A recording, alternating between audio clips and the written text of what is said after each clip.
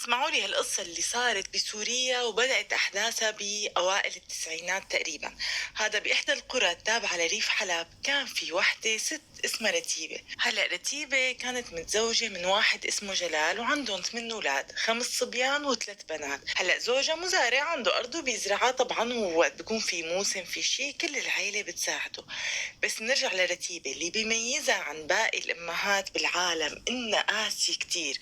هلأ قاسية على أولادها بشكل عام، بس خاصة على بنتها الكبيرة ياسمين. وقت بحكي عن علاقة رتيبة مع ياسمين فهي مو علاقة أم وبنتها أبدا، مثل علاقة وحدة وعدوتها. وعلى فكرة في كتير أمثلة من هيك، بيكون في أم في ولد أو بنت مولادة بالتحديد ما بتحبه. هلا أنا بعرف وحدة في إلها بنت ما بتحبها البنت دونا عن كل أولادها، بتقول لأنها بتشبه حماتها فما بتحبها وبتضل بتحاول تقاسيها. المهم فرتيبة كانت حاطة حطا بنتها ياسمين، ما بتحبها، بتحس كأنه هالأم بتكره بنتها.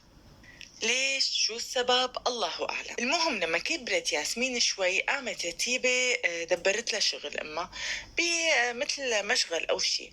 فالبنت يعني مثل ما بتقلها ما بتمشي، فخلص صار عند ياسمين بالرغم من سنها الصغير دوام بمشغل. ومع انه بوقتها اهل لياسمين مانن بحاجة انه يشغلوا بنتهم بعمر صغير، يعني محصول الارض منيح كافيهم، ما رح لكم اغنياء وفوق الريح او شي، بس لا يعني شغلهم مكفيهم اكل وشرب وطلبات البيت.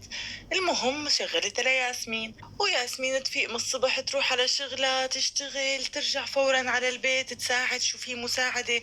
والشغل عند أهل القرى ما بيخلص، بيكون مثلا في شغل بالأرض، في شغل بالمحصول، في إذا في حيوانات عم يربون كمان بدهم عناية وشغل. يعني قائمة المهام ما بتخلص. فياسمين ما كانت مقصرة بشي لا مع أهلها ولا بشغلها.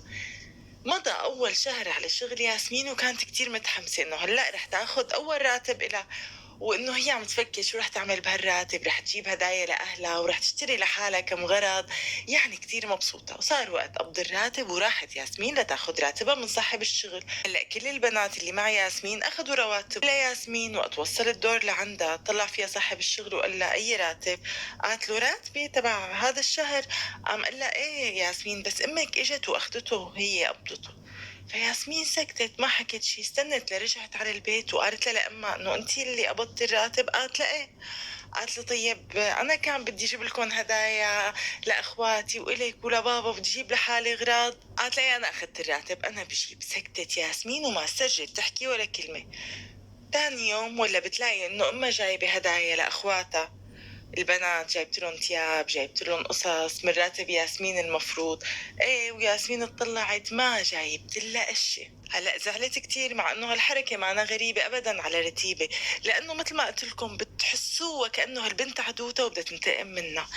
قالت ياسمين بسكت هالشهر، اول شهر تاني شهر ثالث شهر رابع شهر نفس الوضع.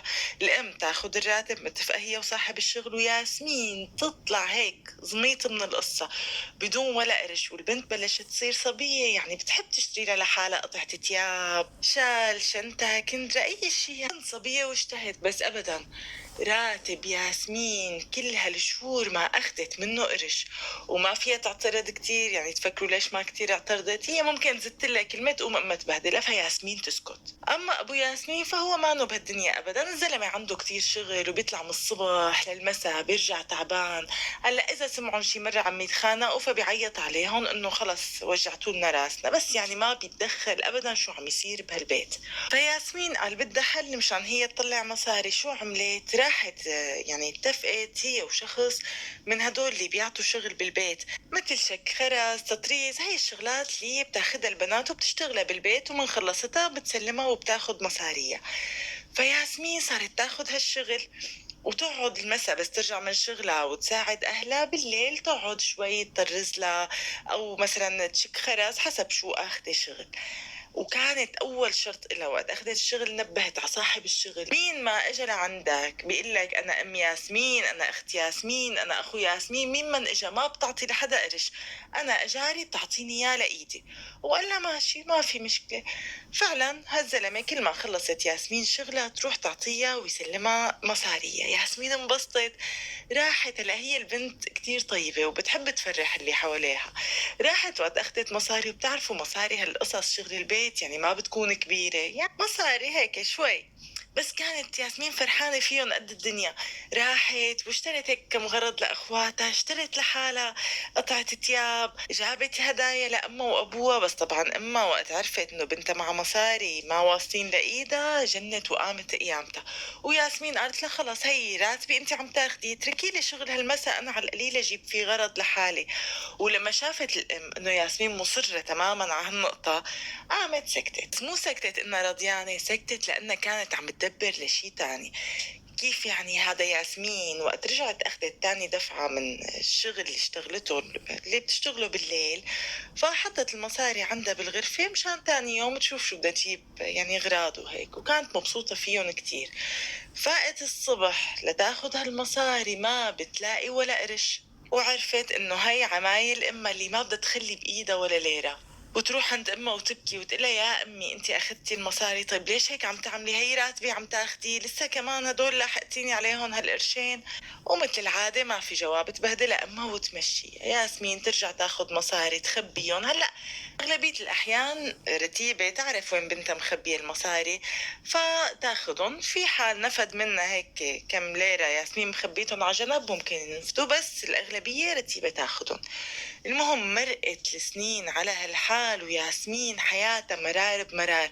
يعني ما بتعرف ليش امها هي بالذات عم تعاملها هيك غير عن الكل. ايش شو معنى بنتها؟ اي بنتها حسب معلوماتها ابوها ما تزوج غير امها، وبنتها بعدين هي مو اول ولد، اكبر منها اخواتها صبيان وهي، وفي بعدها اخواتها بنات وكلهم بيشبهوا بعض، يعني واضح انه نفس الاب ونفس الام. طيب ليش هيك؟ وانتم بتعرفوا وقت الواحد بحس في تمييز حدا يعني عم يميز الناس عنه، حتى بجوز يعني يكون بمكان عمله او مثلا بالمدرسه بالجامعه، فقد ايه بيحس انه مقهور. طيب كيف اذا امه يعني اللي هي المفروض تكون اقرب الناس له حس انه عم يميزها؟ مشان هيك ستي كانت تقول اللي بيميز ولد عن ولد ببوسه له بجهنم دوسه.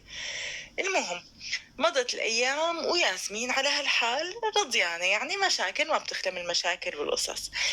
بيجي بيوم من الأيام واحد من عندهم من القرية بيروح لعند أبوه لياسمين وبيقول له إنه بتعرف ابني جميل يعني خلص خلص عسكريته وخلص كل شيء وبدنا نزوجه، فنحن حابين نطلب إيد بنتك ياسمين لابننا، إذا موافقين لحتى أبعت يعني عائلتي لعندكم يحكوا بالموضوع. فأبوه لياسمين قال له والله بنتشرف فيكم بس خلينا نسأل البنت يعني مثل الأصول وبنرد لكم خبر. راح الأب على البيت وبعت ورا زوجته قال لها ليك يا رتيبة إجا عريس لياسمين جميل ابن ضيعتنا، فاسألي للبنت إذا موافقة لحتى أخبر أهله إنه نحن موافقين ويجوا يعني يتقدموا بشكل رسمي، وإذا لا لا قل لهم من هلا إنه ينسوا السيرة. قالت له رتيبة ماشي. حملت حالها وراحت هيك فتلت لها شوي بقلب البيت ورجعت لعند زوجها. قالت له ايه سألت لياسمين وقالت انها موافقة، مع انه هي لا سألتها ولا شيء، قالت لحالها اجتني الفرصة اخلص من هالبنت اللي ما بحبها. المهم الاب قال لها على بركة الله. راح تاني يوم خبر ابو جميل انه يعني ما عنا اي مانع فيكم تجوا تتقدموا للخطبة بشكل رسمي. حددوا موعد، اجوا اهله لجميل حتى يعني يطلبوا ياسمين بشكل رسمي. وياسمين يعني ما معها خبر شي لهلا، البنت دوبها بشغلها الصبح ترجع تساعد اهلها والمسا تقعد تشتغل هذا الشغل اللي بتشتغله المنزلي يعني. فقالوا له انه اجوا اهله لجميل طلبوكي ونحن وافقنا. وياسمين جنت، طيب كيف بتوافقوا؟ طيب ليه ما سالتوني؟ طيب انا ما موافقه. رتيبه قالت له والله ابوك خطبك ويعني ما بقى تفتحي تمك بالموضوع، اساسا من امتى نحن بناخذ رايك؟ ياسمين جنت. اول شغله هي بتعرفه لهذا جميل يعني ابن ضيعتها، وبتعرف انه مانن يعني هو واهله هالعيله اللي كتير منيحه وما بدها بعدين تتزوج، وبعدين ما حدا سالها. قالت له ما بدي انا. ما قالت لها شو ما بدك؟ وبدأت تبهدل فيها، بدك تتزوجيه غصب عنك. قالت لي ياسمين والله ماني متزوجته بس سكت لكم على كل شيء، بس موضوع جازي هذا مو معقول جوزوني غصب عني. حملت حالها وراحت عند ابوها، واول مره كانت ياسمين بتروح بتشتكي لابوها. قالت له بابا انا ماني موافقه على هذا جميل. قال لها كيف يعني ما موافقه؟ خبرنا الجماعه وقلنا لهم موافقين. قالت له اي بابا خبرهم وقول لهم ما موافقين، ياسمين معنا موافقه. وقام ابوها لياسمين ومسكها ونزل فيها ضرب. قال لها ايه شو لعبة بين ايديكي؟ ايه شو شايفتيني ولد صغير بدك تكسري كلمتي قدام الناس؟ سألناكي وقلتي ايه، هلا جاي تقولي لا؟ شو لعبة القصة؟ انا رحت وعطيت الجماعة كلمة وما بتراجع بكلمتي.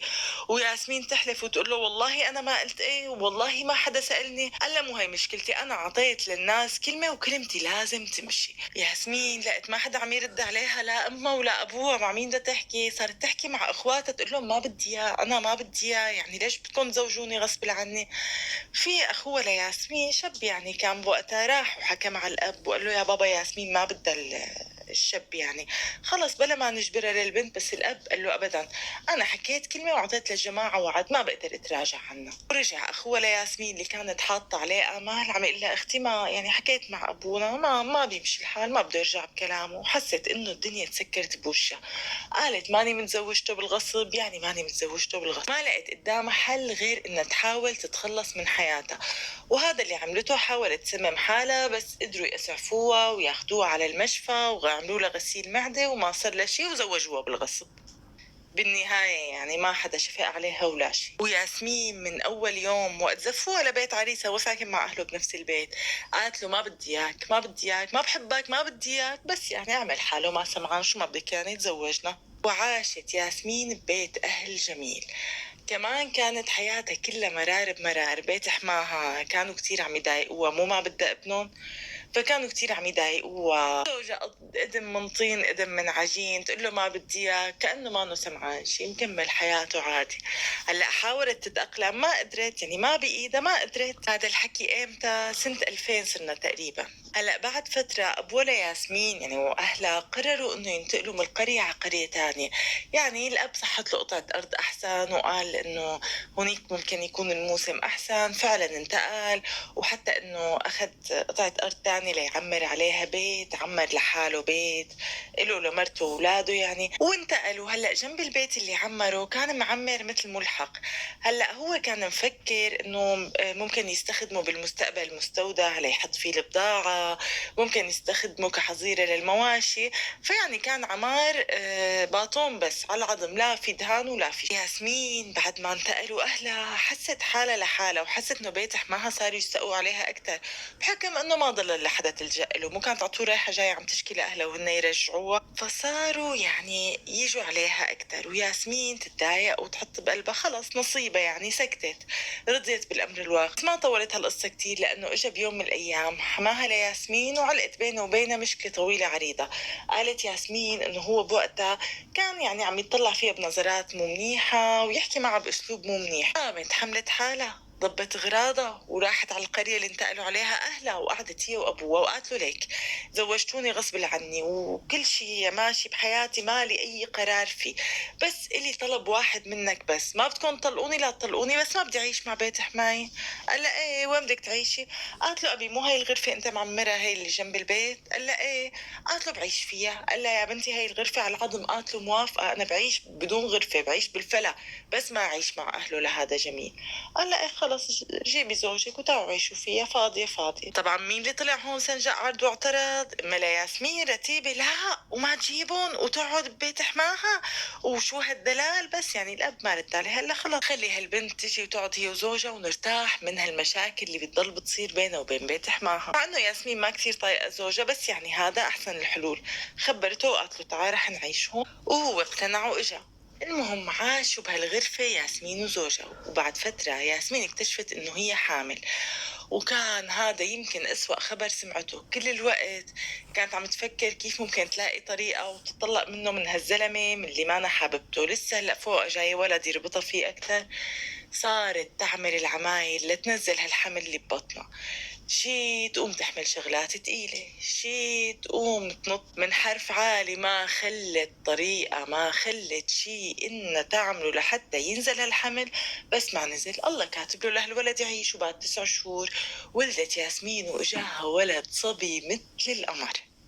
وسمته يامن. وسبحان الله، مع انه كل هال9 شهور كانت ما بدها الولد، اول ما شافته وحملته بين ايديها حست انه هذا هو كل حياتها، وهذا رح يعوضها عن كل شي صار. وقررت انه هي تكرس حياتها كلها له، رح تشتغل ورح تطلع مصاري بس لحتى تربي هالولد احسن ترباية وتعلمه احسن تعليم وتخليه يذوق الحنان اللي هي ما ذاقته. خلص صار هو محور حياتها وهي عايشة مشانه بس. فعلا ياسمين نسيت كل الناس ومشاكلهم وصار بس بحياتها يامن ما أكتر. بس يعني هي لساتها ما طايقته لزوجها، ضلت عم تعمل معه مشاكل، بلكي بيطفش، بلكي بيطلقها، بلكي بتخلص منه.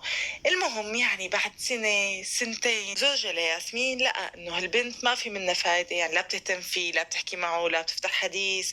هي من قبل ما طايقته ولهلا ما طايقته، واهتمامها كلها بالولد. فعلقوا مرة مشكلة وقامت هي قالت له اطلع من البيت، هذا بيت أبي. قام حمل حاله وطلع ومشي، وهي انبسطت كتير. قال منيح خلصنا منه على القليلة، يعني ما في حدا عم يدائف فيه بنفس البيت. وقعدت ياسمين بهالبيت هي وابنها، كان لساته صغير، يعني شو بيقولوا شقفة لحمة حمراء. وتطلع تساعد أهلها بالأرض، شو اسمه، تشتغل هذا الشغل من البيت، تلم مصاري لحتى يعني تلبس ابنها أحسن لبس، تجيب له الشغلات اللي لازمته، تجيب له ألعاب. يعني بدها اياه ما يكون ناقصه شيء ابدا. ويمكن هذا كان اسعد وقت بحياه ياسمين لانها بعيده عن امها شوي، فيعني ما هي وامها بنفس البيت، ما عم تتدخل فيها كتير، وبنفس الوقت قاعده هي وابنها، وهذا زوجها ما بتحبه خلصت منه، فكانت مبسوطه كتير. بس هالبسط ما طول كتير. ليش؟ لانه اختها ياسمين الوسطانيه بلشت تكبر، وبلشوا يجوا الناس يتقدموا ويطلبوا ايدها، وخافت مع اهلها يعملوا فيها مثل ما عملوا بياسمين، يعني يزوجوها غصب عنها.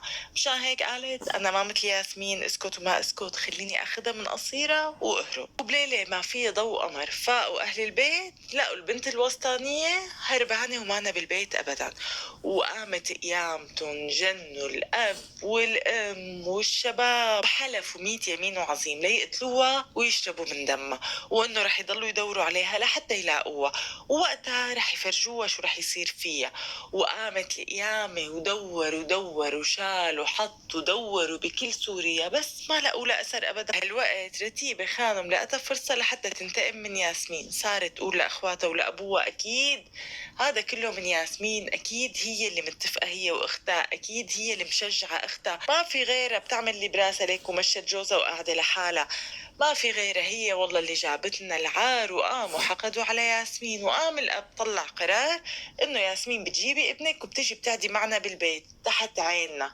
وفعلا ياسمين رضيت بالامر الواقع واخذت ابنها وقعدت في بيت ابوها. ابنها كان بوقتها عمره 3 سنين تقريبا. كانت قاعده هي واختها الصغيره وابنها بنفس الغرفه، وكانوا التنتين البنات يعني كتير خايفانين من اهلهم، لانه بما انه في وحده هربت من البيت فكل الموجود بالبيت هن مشروع هاربات، هذا بتفكير الاهل يعني. فصار تعاملهم معهم سيء كتير، يعني كان قبل رتيبة تتعامل مع ياسمين بطريقة قاسية ومو منيحة، صار الكل يتعامل مع هالبنتين كأنهم يعني هن بعد شوي رح يجيبوا لهم العار. صاروا هالبنتين يعني ياسمين واختها الصغيرة قاعدين وخايفين كل الوقت انهم يطلعوا من باب غرفتهم، ما تجي يعني الفشة فيهم، يعني ما قدروا يلاقوا اختهم اللي هربت يقوموا يجي يقتلوهم الهم. فكانوا عايشين برعب فظيع، خاصة انه كل شوي بفوت الاب او الام او واحد من الاخوات بيمسك هالبنتين ياسمين واختها الصغيرة اللي عمرها 15 سنة، وبينزل فيهم قتل وضرب وعلى تحقيقات. واكيد انتم بتعرفوا وين اختكم، مع انه التنتين يا حرام ما لهم خبر انه اساسا بدها تهرب. استعى قناع الباقين وضلوا على هالحالة تقريبا شي سنة، وهن عايشين رعب برعب لحد ما بدأت يعني القصة تنسى شوي.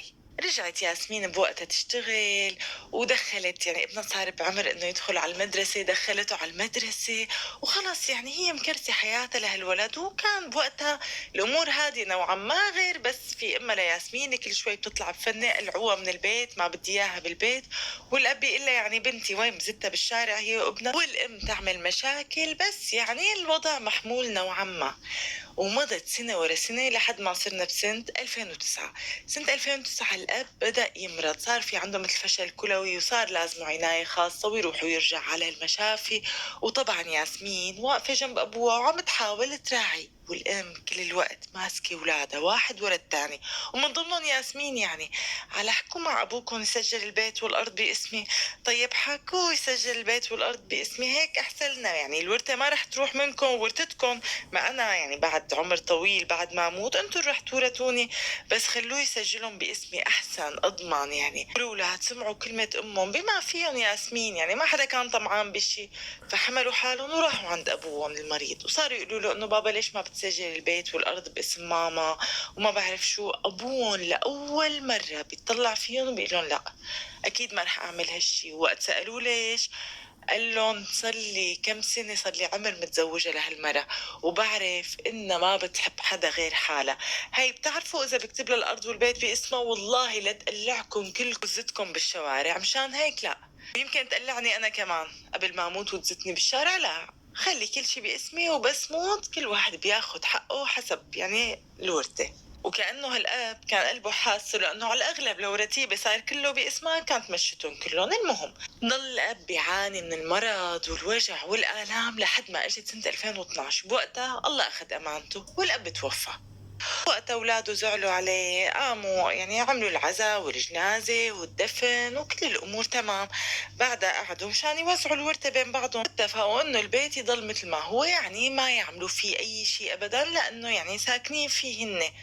أما الأرض فاتفقوا إنه يتقاسموها. طبعا رتيبة ما قعدت ساكتة أبدا وكان بدها حصة الأسد، بس ولادها يعني عرفوا كيف يتعاملوا معها، وصار ولادها الشباب شوي بطلوا يسكتوا لها مثل أول، وخاصة بعد وفاة أبوهم فبطلت كلمتها كتير مسموعة وبطلت الآمرة الناهية بالبيت. وحسيت إنه السلطة عم تنسحب من إيدها شوي شوي، وهذا الوضع ما بيناسب رتيبة أبدا لأنه هي متعودة إنه أول وآخر كلمة تكون إلها.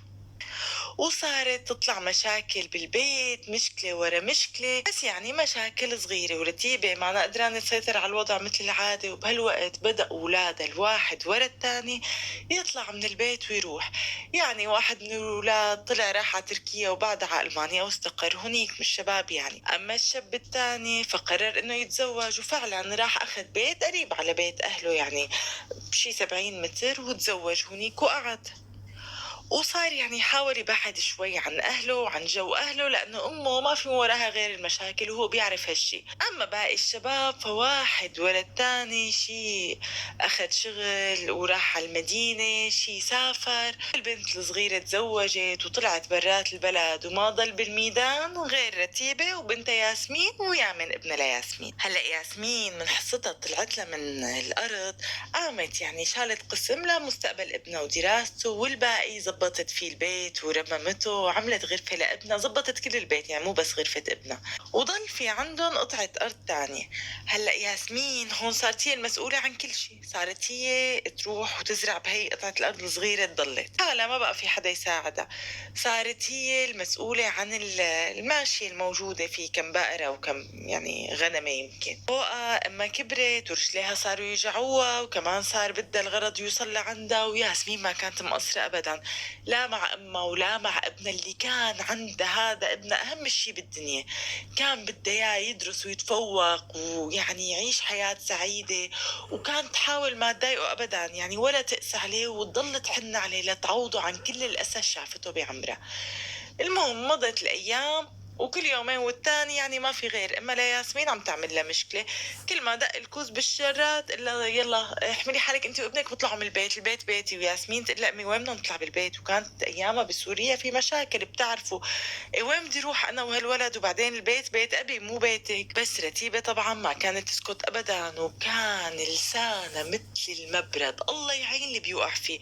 وعاده ما تكون ياسمين هي يعني محور الحديث، هي اللي عم تخانق اما فتسكت وتحط على الجرح ملح. تقوم رتيبة وتعرف هي كيف تقهر ياسمين، تصير تعيط على يامن ابن ياسمين الصغير. ياسمين تجن انه شو بدك بهالولد، حتى ما عمل لك شي، تاخذ ابنها على غرفة تانية طيب خاطر، يعني تحاول انه توازن بين الامور. لا والانكى من هيك، ووقت صار في مشاكل مثلا وياسمين لحالها شو بدها تلحق تزرع ولا تحصد ولا تعمل، يا دوب يعني عم تطلع شي يا دوب يكفيها هي وامها وابنها يعني ياكلوا ويشربوا وابنها يتعلم. قلت لكم اخواتها لياسمين مسافرين وكل واحد ببلد، فصاروا يعني الا في اخ واحد ساكن قريب منهم، هذا اللي قلت لكم بعد عنهم وعم يتحاشاهم، فضلوا طبعا على تواصل مع اختهم ومع امهم، فيعني بيعرفوا الوضع، بيعرفوا البير وغطاه، فصاروا انه بده يبعثوا مثل مبالغ ماليه لاختهم ولامهم يعني يعينوهم بهالحياه. قام هالابن الصغير الله غضب عليه وراح بعت مبلغ مالي حوله لامه وحول مبلغ لاخته. ياسمين راحت استلمت المصاري، اخذت حصتها وعطت لامها حصتها. اما قالت له منين هدول المصاري؟ قالت له اخي الصغير حولنا اياهم، حول لك الك وحول لي الي، الله يرضى عليه. قالت له الله يرضى عليه؟ الله يرضى عليه؟ الله لا يرضى عليه، اعطيني هالتليفون. دقت بدال ما تقول له يسلموا ايديك يا ابني، شكرا يا ابني، مسحت الأراضي فيه. قالت له انت مين قال لك تبعت لياسمين؟ انت وقتك تبعت بتبعت بس الي. والولد يعني اللي كان متوقع انه امه تتشكر ولقاها عم تبهدله لانه باعت لاخته، صار يقول لها انه امي شبك يعني كمان ياسمين يعني وابنها هذا يامن كمان، يعني هي اختي وابن اختي، وهالولد يا حرام مثل اليتيم، يعني لا ابوه عم يتعرف عليه بقرش وما حدا يعني شايل المسؤوليه غير ياسمين، ليش ما بدي ابعت لها؟ قالت له ليك بلا كتر حكي بغضب عليك غضب قلبي وربي، انت وكل اخواتك بتنبه عليهم، اللي بده يبعت بيبعت الي، هي ياسمين ما حدا بيبعت لها قرش. يا مشحرة يا ياسمين، دقت عين الام على هالمصاري اللي اخواتها بعتوا لها اياهم، وقومت القيامة. وياسمين قالت لها خلص خديهم ما بدي اياهم، ليش عم تعملي هالمشاكل؟ ما بدي مصاري، انا بشتغل وبعرف اصرف على حالي وعلى ابني. المهم مضت الأيام على هالحال مرار بمرار لصرنا بسنة 2020، وبهالسنة كان ابننا لياسمين كان كبر وصار شب وبكالوريا يعني الولد. وبما انه اهم شيء عند ياسمين هو ابنها ومستقبل ابنها، قالت رح احمل حالي روح على المدينة وهنيك بسجل ابني بمدرسة ثانوي، وانا بلاقي لي شغل بشتغله وبنستأجر غرفة بنقعد فيها. كان همها ليش بدها تنتقل؟ اول شغلة لتوفر له لهالولد جو مناسب يدرس من مشاكل وعياط سته. ثاني شغلة هونيك بالقرية بتعرفوا ما في معاهد، يعني بكون في مدرسة بس مثلا ما في معاهد تعطي دروس تقوية وهيك، وهي كان بدها يعني بكالوريا سنة مصيرية، بدها ابنها ياخد أعلى مجموع ليدخل الفرع اللي بده إياه. مشان هيك حملت حالها واخذت ابنها. قالت بالنهاية ماني تاركة امي لحالها، بيت اخي جنبنا وصار لي كل هالسنين عم اهتم فيها، صار وقت شوي اهتم بابني، خلص اخي ومرته هن بديروا بالهم على امي. حملت حالها وراحت على المدينة، وفعلا لقت شغل واستأجرت غرفة وسجلت ابنها بالمدرسة يعني وبدورات التقوية. وهي مو كان شايلة شوية مصاري على جنب على طول هيك بتزمرقهم هدول بخبيتهم لابنها، صار وقت انه تستخدمه. على فكرة يا من بيعجبكم شاب شاطر وبيحب امه كتير، يعني ما حوينت هالدلال والتعب والتضحية اللي ضحتهم ياسمين كرماله، كان متفوق وشاطر كتير وكان مكيف لما صار هو وامه لحالهم، ما فيها يستوا اللي كل شوي بتزت عليهم حكي مثل السم وبتعمل مشاكل معه بلا سبب، وحاسس كأنه سته حاقدة عليه. وهيك امه مهيئت له جو الدراسة. ومع هيك ياسمين لأنها بنت حلال مصفاية عن جد، رغم كل هالأسى اللي قاستها يا أما ما نسيتها. كل فترة والتانية تنزل على الضيعة تاخد لها أكل، تنظف لها البيت، تشوف شو لازمة طبعا، ولا شكر ولا ممنونية. هديك بتضل قلبي خلقتها وعم تزت هذا الحكي اللي مثل السم وتبهدل وتعمل قصص وأوازات. ياسمين تقول يلا المعاملة مع الله أمي وواجبي إني أخدمها، تخدمها تشوف شو لازم وترجع تروح لعند ابنها. ايه بهالوقت وياسمين معنا بالبيت، رتيبة متعودة بدها تضل تعمل مشاكل، يعني مع مين هلا بدها تعمل مشاكل؟ كانت تفش قهرة بياسمين، هلا بمين بدها تفش قهرة؟ حولت نشاطها كله على كنتها. ما قلت لكم بيت ابنها قريب عليها، فابنها عنده ولد وزوجته، تروح وتجي وتعمل مشاكل مع مرته ومع ابنه، تروح وتجي تعمل لكم الاختيار اللي ما لها حيل تمشي، وقت بيكون في مشكلة بتمشي بتقوم على حيلها وبتجيها طاقة غريبة عجيبة. سممت لهم حياتهم، كرهتهم حياتهم. وهو قال لمرته انه معلش واستحملي وامي وست كبيرة، وشفتي ياسمين قد ايه عانت منها، والمخلوقة ساكتة، المخلوقة اللي كنا منيحة يعني ساكتة وعم تحاول تتحملها، بس ما حدا بيتحمل. يعني لو ما ياسمين من رتبة هذول البشر الصابرين ما قدرت تتحملها أبدا لأمها. ونازلة رايحة جاي، نازلة فيهم مشاكل رايحة جاي، وهن يقولوا يلا هلا بتخلص ياسمين وابنها هي قصة البكالوريا وبيرجعوا على الضيعة. بس بالحقيقة ما هيك صار، لأنه ياسمين ابنها صح خلص البكالوريا وجمع مجموع بياخد العقل وطلع له هندسة مدني، معقول يروح الهندسة المدني وينزل يقعد بالضيعة جنب سته اللي عم تدائف فيه؟ فياسمين قالت لهم عفوا عفوا كل عمري عم اخدم امي، وانا لهلا كل فتره والتانيه بنزل وبخدمها على عيني وعلى راسي، بس اهم شيء مستقبل ابني ومضطره اضل معه. انا اللي بدي اغسل له ونظف له وفطره وغديه، ابني بده يروح على الجامعه ويرجع صار شب يقبر قلبي.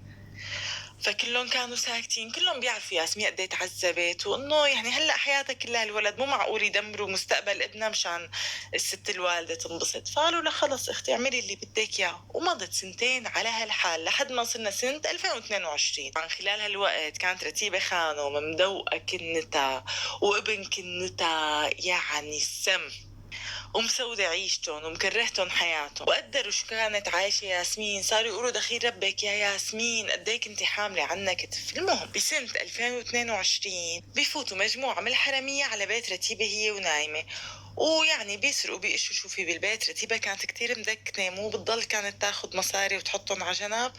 ايه اخذوا شو عنده مصاري شو عنده ذهب، قشوا البيت قش، فائت ما لقيت شي بالبيت ابدا. هلا بتقولوا لي كيف ما حسيت عليهم؟ الله اعلم، في بتعرفوا حراميه ببخوا منوم على الواحد هذا البخاخ مشان ما يحس، ولا هي نومه تقيل ما بعرف. المهم نامت فقت لقيت البيت فاضي مقشوش قش. بقت تصرخ وتولول ويا ذهبي ويا مصرياتي ويا ما بعرف شو. اجا ابنها على صوته وامي شو في؟ قالت له انسرقت. قال لها امي طيب رح خبر الشرطه. قالت له ايه خبر الشرطه، خليهم يقبضوا على مرتك وابنك، ما في غيرهم هن والله اللي سرقوني. لا يا امي شو هالحكي، مرتي وابني بده يسرقوكي؟ ايه ابني كل عمره 14 سنه ومرتي يعني، وبعدين هن نحن بنفس البيت قاعدين معي، ليش بده يسرقوكي؟ لو بده يسرقوكي كانوا سرقوكي من زمان. قالت له ما في غيرهم، انا بدي اشتكي عليهم. هم فعلا بلغوا الشرطه انه في سرقه، واجت الشرطه وعاينت المكان ورتيبه رايحه جاي عم تقول لهم ما في غيرهم. ها ليكون هدول اللي سرقوني، ابني عفوا مرت ابني وابنها، ما في غيرهم هن اللي سرقوني، روحوا قبضوا عليهم واحبسوهم. هلا الشرطه وقت رفعت البصمات وشالت حطت شافت وبوقتها بظن كان في يمكن عصابه عم تسرق، وشايفين انه هي وحده لحالها وبيعرفوا انه معها مصاري فدخلوا عليها.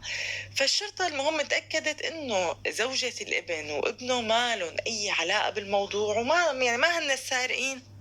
بس تعا بقى اقنع رتيبه، ما بدها تقتنع وتقول لهم لا هن تروح وتجي وتعمل لهم مشاكل، تقول لهم انتم سرقتوا. وصارت شفت المشاكل كنت لكم تعملها من زمان، صارت اضعاف مضاعفه. وبعدين شو صار؟ بيوم من الايام كانت كنتها مرت ابنها مريضه كتير، وابنها ما كان بالبيت، وهجمت عليهم رتيبه مثل العاده، وبدات تحكي وتشيل وتحط وتسب، وشوي تاني رح تمد ايدها يعني وتقول لهم يا حراميه ويا ما بعرف شو. يومتها ابنها يعني حفيدها لرتيبه زعل كتير على امه انه مريضه، وانه هي سته كيف هيك عم تحاكيها بهالوقت، والام تعبت نفسيتها يعني وصارت تبكي. المهم رتيبه بعد ما حكت حكياتها حملت حالها وراحت على بيتها. وتاني يوم الصبح بتقوم القريه كلها على بيت رتيبه وهو عم يحترق، عم تجي الناس بيحاولوا يطفوا الحريق. وينكم وين لتوصل الاطفائيه؟ عم لكم قريه. فبيحاولوا يطفوا الحريق، بيطفوا الحريق وبيجوا الشرطة بيخبروهم، ولا بيلاقوا جثة رتيبة محروقة على تختها ومربوط حوالي رقبتها سلك. يعني واضح انه القصة فيها جريمة. هلا الصراحة الشرطة حسب يعني تحرياتها وحسب اللي عملوه، وحسب يعني الحكي اللي اجاهم من اولادها لرتيبة وابنها وكنتها وهيك، انه مو سرق بيتها اول مرة. شكلهم يعني رجعوا بدهم يسرقوها، بدهم ياخذوا الذهب اللي بايدها، الله اعلم. فقتلوها وحرقوها، بجوز فائت عليهم هالمرة ما ضلت نايمة. اما الحكي الاخر اللي بدور وراء الكواليس، يقال انه يوم المشكله اللي صارت مو اجت رتيبه وعملت مشكله وكانت كنتها كتير مريضه وزعلتها كتير، فحفيدة لرتيبة وقت شافها قد ايه عم تجور عليه وعلى امه وعم تتهمهم بالسرقه وهن ما دخلهم ابدا، يعني بحياتهم ما مدوا ايدهم على قرش. فزعل كتير على امه وقرر انه يتخلص من سته. مشان هيك اجا بالليل ومعه عصاية كبيرة ودخل لعند سته وضربها على راسها، وبعدها خنقها بسلك وقام حرقها وحرق البيت. هذا الحكي اللي عم ينحكى بين الناس. وبيقولوا انه هو اعترف لامه وامه خبرت ابوه، قرروا انه يلففوا السيره وانه يتهموا الحرميه مشان الولد يعني ما يتدمر مستقبله وما يصير له شيء. هي احدى النظريات والله اعلم. المهم رتيبه توفت، الله يسامحها ويغفر لها. هالاسى اللي عيشت فيه يعني كان فيها العيله تكون عيله كثير سعيده عن جد سبحان الله. يعني الام المفروض هي تكون مصدر السعاده بالبيت، هي اللي بتعرف تخلي زوجها سعيد وتخلي الاولاد كلهم مبسوطين الآخرين، هي اللي بتعرف تتفاهم مع أولادها أكتر. فكيف إذا كانت لأ هي اللي عم تسمم حياة الكل؟ ومع الأسف في يعني نماذج من هالأمهات موجودين بيناتنا. بس مو أمي طبعا تقبر قلبي، أمي دخيل عينها لا تكون عم تسمع القصة. أمي أحسن أم بالعالم عن جد، حنونة كتير وطيبة كتير وما في منها، بحبها كتير ماما. المهم الحقيقة كتير انبسطت لياسمين إنه ضلت ملاحقة هدفها إنه ابنها يكون متعلم ويدرس جامعة. وابنها هلأ سنة تانية أو ثالثة بظن المفروض صار سنة ثالثة هندسة مدني. وإن شاء الله هيك يكون في خير لأمه بكرة بس يتخرج ويشتغل، يعوض أمه عن كل الأيام اللي قاست فيها، مثل ما هي حنت عليه وكرست حياتها كرماله كما هو يحن عليها. وبس يتزوج ويصير عنده أولاد ما يقسى عليها، يضل شايلها بعيونه قدر، لأنه مع أنه فاقد الشيء لا يعطيه، بس هي مع أنه فائدة للحنان كانت كل حياتها عطته حنان كتير، وحاولت ما تحسسه أنه ناقصه أي شيء أبدا. بالمناسبة هاي القصة حكالي إياها واحد من رفقاتنا بالقناة اسمه يزرع تاني. وشكرا لكم كلكم على يعني في كتير قصص صارت واصلتني على الانستغرام، احاديث عاطفيه. هلا صار فيني لكم هيك بتكون خلصت قصتنا لليوم. لا تنسوا لايك للفيديو، اشتراك بالقناه اذا ما انكم مشتركين، واذا عندكم اي تعليق بكون كتير سعيده وقت بقرا. بشوفكم القصه الجايه على خير، مع السلامه، باي باي.